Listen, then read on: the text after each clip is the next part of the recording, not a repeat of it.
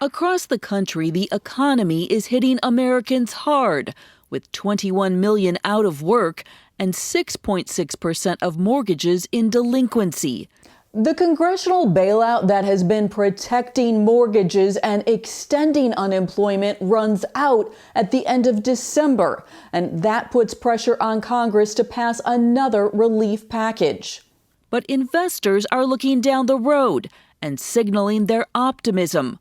On Tuesday, the Dow rose more than 400 points to trade over 30,000 for the first time ever. What completely is a surprise is the fact that we've had this massive pandemic that's thrown tens of millions of Americans out of work, that saw a 34% decline in the market from mid-February to late March. And despite all that, the market has rebounded. But perhaps even better, the S&P 500 index rose more than 1.5% Tuesday for its own record high.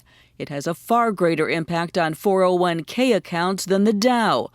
One factor credited with the rise, news that several vaccines in development are showing strong results and could start distribution in mid-December. Even though the headlines are very bad right now with regard to the coronavirus, and there's concern about what that means for the economy over the next several months, investors are looking beyond that. They're looking to the likelihood of vaccines becoming widely available in 2021 and how that might potentially bring about a return to normalcy. President Trump, who has shunned the media in recent weeks, returned to the podium to celebrate and credit the medical progress. We've never broken 30,000, and that's just despite everything that's taken place with the pandemic. I'm very thrilled with what's happened on the vaccine front. Many also believe investors are encouraged to see the presidential transition process moving forward, and in particular, Joe Biden selecting the former Fed chair, Janet Yellen, as Secretary of the Treasury.